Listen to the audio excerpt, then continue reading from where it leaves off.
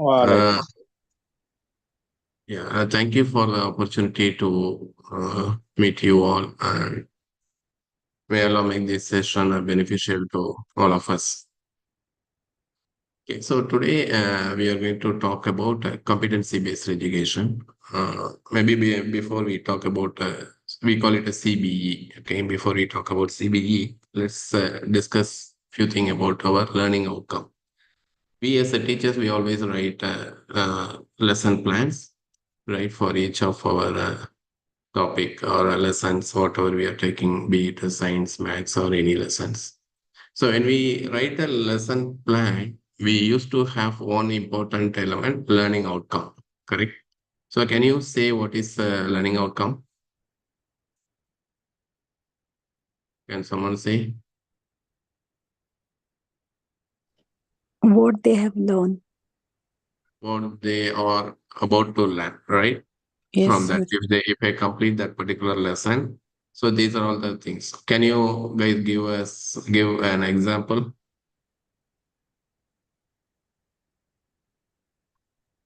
They learned about topic. They learned on topic. Okay. So, generally, this learning right outcome is the base for our assessment. Right? So, what we do is when we teach this lesson, we will say that, okay, these are all the these are the outcomes from this. So, I'm going to assess the student for this particular outcome. For an example, if they are learning about photosynthesis, we can say like ability to or ability to analyze the process, photosynthesis process. So that kind of the learning outcome, right? For an example, we can say this: list the components in a circuit. Explain the uses of electrical components in electric circuit. If you are teaching about electricity or a circuit as a lesson, right? We also remember our Bloom's taxonomy. So where we define the several layers or several steps of learning. The first thing is remembering, where we make sure that the student understand, student listen to our classes and they are able to remember the information, whatever is taught, right? So they could able to, we can say that list the features of this particular element, right? Uh, or find, if you talk about geography, you can say that, okay, find Ramanad in the Tamil Nadu map, right? So these things are remembering. Then in Bloom's taxonomy, we talk about understanding, right? Once the students started gathering the information, once they remember all these things, then the next level of skill set is understanding, whether they are able to understand things and whether they are able to relate something, make some kind of the sense out of the informations, whatever they said. For example, they could able to interpret when they look a picture. When they look at a picture of a heart, they could able to interpret its functions. Or they could able to, if you are given scenario, they will be able to summarize or explain about it, right? So the third level of development is applying. If they are able to understand, they should be able to apply in a real use case. Whether they could able to draw, they could able to apply that skill, whatever they have developed. Then I can say that creating, evaluating, and analyzing. These are the higher order steps, right? So we say that remembering is a LOT, lower order thinking skill. From there, it goes to the higher order HOT. HOT is the top of the HOT pyramid is that creating, evaluating, and analyzing. So rather than just applying, they will be able to analyze. They will be able to come up with the new innovative ideas. They will be able to um, judge that whatever it is happening, right? So these Bloom's taxonomy, we as a teachers, we travel with all along our life, right? In our teaching life. Our lesson plans, right, that contains the learning outcome. So these learning outcomes is based on these Bloom's taxonomy's elements, right? So whether whatever the learning outcome we define, that learning outcome will be part of any of these things. Based on this, only what we do is we define our assessment, our question paper. When we are taking a question paper, we may plan that maybe 10 percentage or 20 percentage of the questions will be remembering. 10 percentage or 20 percentage of question will be another will be understanding questions. Maybe another 20 percentage may be applying questions. Now CBSE has clearly announced that most of their question papers, their scores are going to be on these two pyramid, at the top of these two, creating, evaluating, analyzing, and applying areas. So only few percentage, less percentage is given to importance to understanding and remembering questions, right? So this is in our regular day-to-day life, we used to have these things. So now we come to the question. So what is a competency then? So competency, right? Whenever we define this, we generally talk about knowledge, right? And when we talk about knowledge, we always test it through exams and some assignments, right? So competency is not about knowledge alone. When in this pyramid also talks about that when it starts as a remembering, it has to convert as a skill. When you reach the top of that pyramid, it is a skill. So your knowledge has to convert as a skill. Then those skills, right, with the abilities of a person. Okay, maybe I'll give you this example. You know that driving, right? So when we take driving as an example, we can say this way.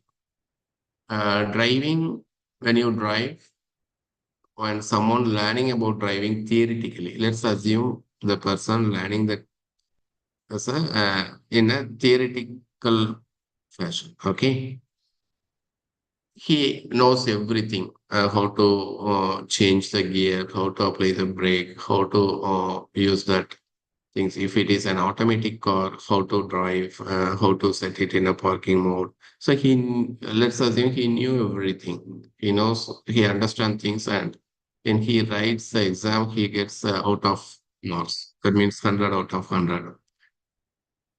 Do we, if, okay, and then when he wants to drive, right, do we travel with him? He says that, yeah, I have passed my test, so I'm going to drive. Do you want to come? Do we travel with him? Him?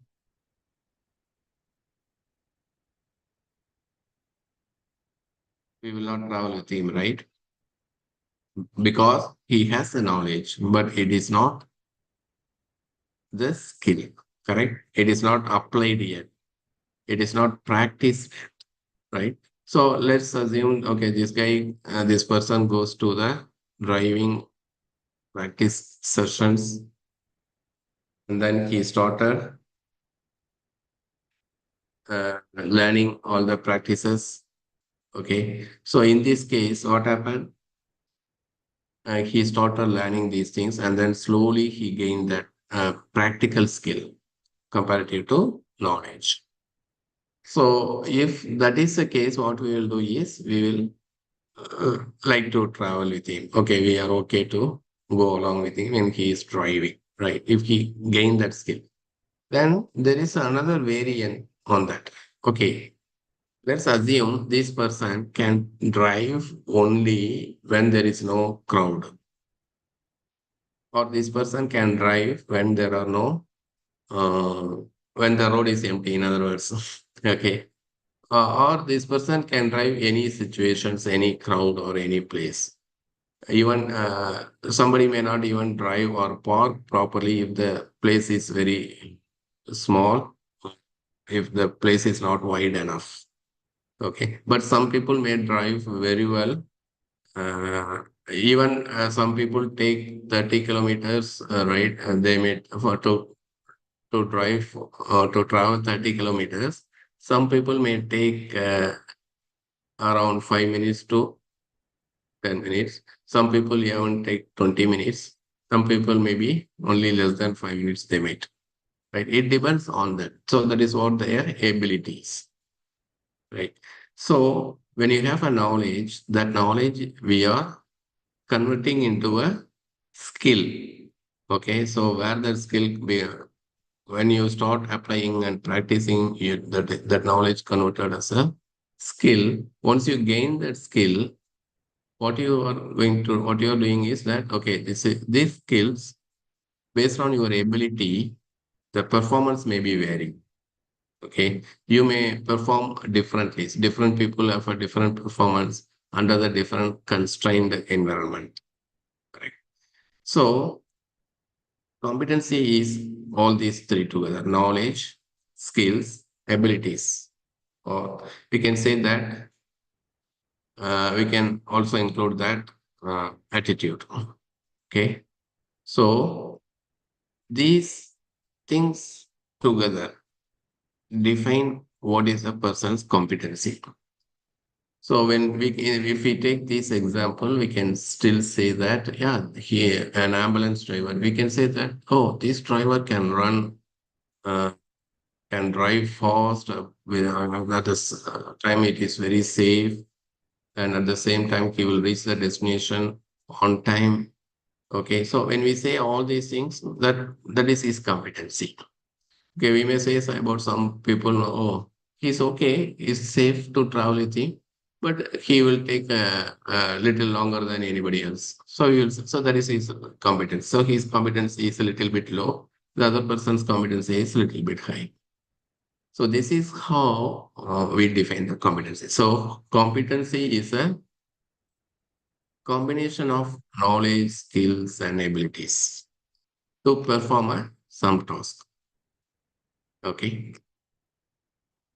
So we always confuse whenever we discuss with the competency, right? We will sometimes we used to confuse ourselves with the competence, word competence. So competence, right? It depends that what the people can do. Competency focus how they do it. Okay, and what are the skills they have in order to do that kind of the task. Maybe I give you an example. As a teacher, right, we can say that, okay, oh, this teacher is very good at managing the classes. We can say that in a thing, right? Or this teacher is very poor in managing the classes. So that is called competence.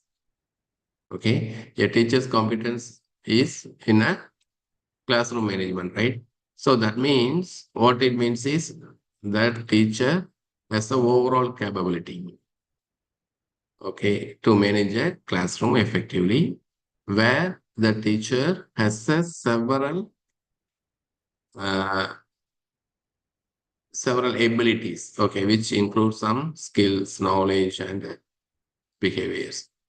So on the other hand, competency, right? Competency is a set of it says that okay, some characteristics. In the same example, we can say that yeah, this teacher is very good at communication skills, so that she is able to do a best classroom management. So that is what competency is. Okay. So competency is a ability to carry something, okay, by using the knowledge and skills that has. So that ability varies. Then we may have a question, what is the difference between the learning and outcomes and the competency? So learning outcome, right, is all these set of learning outcomes defines the competency. Or in order for us to define a competency, we need a set of learning outcomes. Okay. So these set of learning outcomes, right, will tell that, okay, students is able to demonstrate this learning abilities. So, for example, take the same learning outcomes. Okay. So we say that list the components in a circuit is one of the concept. Explain the uses of electrical components is also one of a concept type. So what is concept? Maybe you know this. If we look the competency, right? Generally, there are four levels of competency. One is concept, practice, skill, proficiency. If we map this with our Bloom's taxonomy pyramid, we can say that remembering and understanding are the concept. So we can say that, okay, this person's competency on that subject is he knows the concept. That is the competency. Applying is that this person can able to practice it or he is practicing it. So his competency is a practitioner. Then we can say that when he is able to evaluate and analyze on a particular topic, he has acquired that skill. Or after his practice, he reached that becomes his skill. So you know what the skill is, you are able to do that things, right? Then okay, you are master in your skill. You have mastered your skill on that particular topic. Now you are able to create something new or innovate or build or construct, okay, something on that topic. That means you have reached the proficiency level. That means you are. So for each competency, that means we need to define the LO, learning outcome. So if you want the to say that, okay, for the topic of electricity, if you want to define, okay, how am I going to make sure that my students are progress, right? So what I'll do is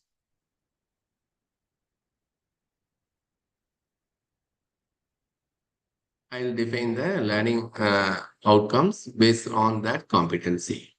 So for example, if we take an electric circuit as a lesson, this the components in a circuit is a concept. It's the LO which is falls under the competency of concept. Explain the uses of electrical components in electric circuit that falls under the of concept. Examine the vocabulary or workability of the circuit based on its components falls under the practice. Okay. Compare and classify circuits is a skill.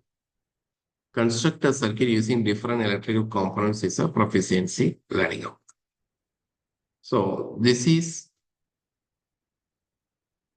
so when we discuss about difference between competency and learning outcome, it's not difference. We can say that the set of learning outcomes makes part of a competency. Okay. So how do we assess the student? We assess through that learning outcome or learning objective for that particular competency. Okay. So what is a competency-based education? Competency-based education is allows the user, the students, right, to learn and advance based on their ability to master a skill. Okay. So we don't mean that a student will, or all the students will reach proficiency at the same time, right? Every student has their own pace of learning. Every student has their own uh, challenges, right? Their own speed. So some may fall or some may stop at the beginning level, some may progress to the next level on the given. So when we measure the students, we instead of just the score, we'll measure them based on the competency. Based on that, whatever they have achieved, the level of that achievement. Okay. So that is what the competency-based education. That means when we started teaching, we need to focus on skill, how to make the students to acquire the skill rather than just they know about the concept. Okay. So competency based education is clearly defined or is built around the competencies, clearly defined competencies. And it has to be a measurable object. So we have to define the learning objectives which are measurable. We can't just simply say that, oh, this guy become master on that without any evidence, without any. So we need to have a clear evidence that demonstrate the mastery of the competencies of the student. Okay. Okay. So maybe I'll go here. How do we saw that there are four levels of competency, right? So this is how, if we want to map our Bloom's taxonomy straightforward from so when you define a lesson plan, you need to define that how you are going to assess all these things, right? CBSE has come up with a different set of levels of competency, and which has been part of which is also explained in the National Education Policy (NEP). So there are five levels. The students will be we can say that okay, basic understanding skill, applied knowledge, proficient application, advanced application, and expert in applying. So these are all the levels CBSE has defined as a competencies. Okay. So if we map this with our Bloom's taxonomy, right? You can say that for basic understanding, we can give an example, recognizing and naming the shapes in geometry. And also for applied knowledge, we can say that solving basic arithmetic problems using addition subtraction is an example for applied knowledge. Proficiency level, we can say that okay, for given word problems, uh, he could able to involve multiple steps and operations to solve that. Advanced applications, we can say that yeah, the student can able to conduct some experiment, and based on that, he can able to interpret results. And also, expert application means designing and executing a project which requires some kind of analysis, research, planning, and presentation activities. Right. So when we prepare the student in this level, uh, when they if the student reach or acquire that the competency of advanced application itself or expert, right, they will be able to participate in any science or any kind of the science fair competitions, or they can submit without any bigger struggle or big kind of a preparation that will become part of their blood. So when whatever they learn, whatever the topic they are interested in, they will quickly jump into uh, do some experiments or create something or do some research kind of the work. Okay. So competency, right, will define based on their levels. Okay. When we define our assessment methods based on this level, what will happen is that we will able to know what is the student's level, and also we will be able to know what is our school level. Okay. For an example, if most of the students fall under the concept, that means our school in that particular subject is has to do something more to develop the students towards proficiency level. If major percentage falls under the practice level, then that means our school has to look into that, and the particular teacher need to look into that. Okay, or that department. Okay, how am I going to develop my school to the next level, or my students, so that what are the gaps there, so that our students will be developed to the or will advance to the proficiency level. When we want to define this, right, I give you an example. How do we define for science? For example, there are a lot of work has been done in and around the world by many of things. Okay.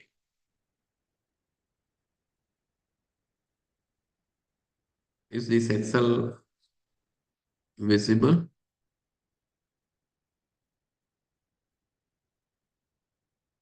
So if we look into a science subject, for example, we can say knowing, applying, processing, and analyzing data and information, evaluating, innovating, connecting, and reflecting. These are all the competencies we can say. If a person in science, right, when when a person learning a science any topic for on each of the topic, he could develop these competencies. So either could be on a knowing and he could be on a applying and processing and evaluating, innovating or connecting and reflecting. So these are all the competencies for the science. Then each competency may have a level. Okay, for knowing whether he is in a top level or applying whether he is in a top level, right? Because everyone may not apply on any critical situation, right? So we can scale, we can define a scale. Scale may be four level, four scale or five scale. We can define some kind of the scales on that. Beginner, expert, progressing, that kind of the scale we can apply, or one, two, three, four. In the applying case, level one. So this five is majorly defined competencies for a science subject. If we look into that, for example, we can also see for other subjects.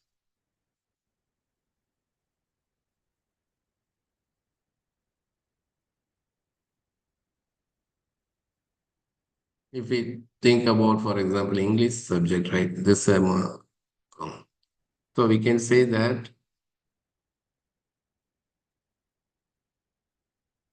competency in the communicating, right? So if we look on basically any language, we always look at LSRW, right? So listening, reading, writing, speaking. So in LSRW, the listening and reading are the input skill, writing and speaking are the output skill. So in the competency, if we start thinking about a language, right, we can say linguistic competency for each of these four LSRW, right? So what is his basic linguistic competency and strategic competency, linguistic competency, discourse competency, language skill specific competency, right? So we would be able to define competency for each subject and for all the subjects. Okay, then we need to define what is my LO. Then for all the LO, we should be able to define uh, how am I going to assess. Okay, those assessments not only based on the exams and the assignments, it can be on a practical task and some kind of the research or some kind of the application task. So we need to define all these various assessment methods in order to in order to assess a student on the particular competency. So now, in moving forward, more than marks or anything, the company started testing the competency of every student, every candidate, rather than just their scores and things. Okay. Any questions so far?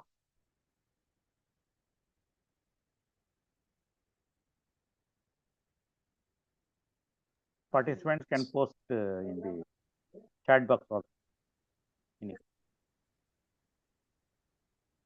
Either you can ask audio or you can post a question in the chat. So competency-based education, basically it talks about knowledge, skills, and abilities together, how the student is advanced. And the interesting thing with competency-based education is it depends on individual students and it measures based on their abilities, whether they are mastery in all the topics or some topics or what are their speed. we can define that when we advance to the next topic for that particular student based on his development of a skill on that particular knowledge, particular topic. And as a teacher, if you want to implement, what you need to do is you need to define what are the competencies for each of your subject. Then for those competencies, based on for every of your lesson, you need to define the learning outcome and map with the competencies. Then your assessment strategy has to be clearly defined for that particular measuring that particular competency and the learning out through learning outcome. Okay, so that's a simple thing. Any questions?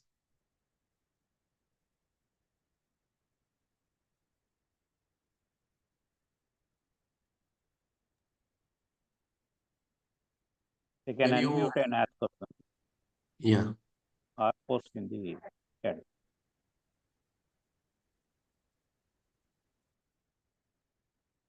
So how many of you are hearing this topic first time, competency-based education? Most of them are listening for the first time. Competency. Okay.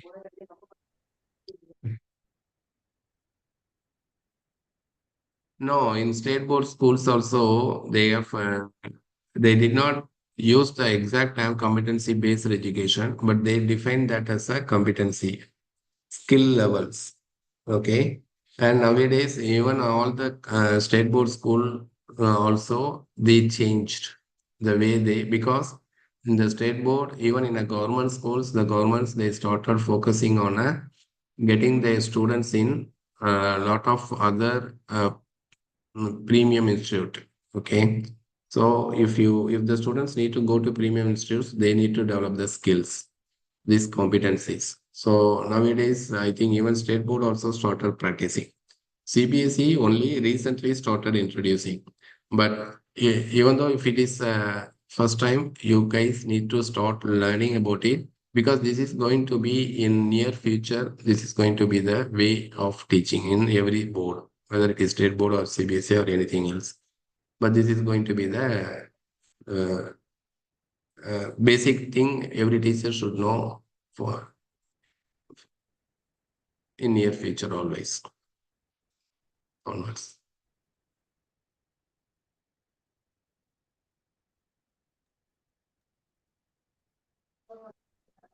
Okay, sir. Over.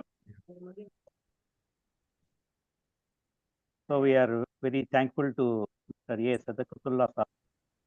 Some speakers takes teachers to some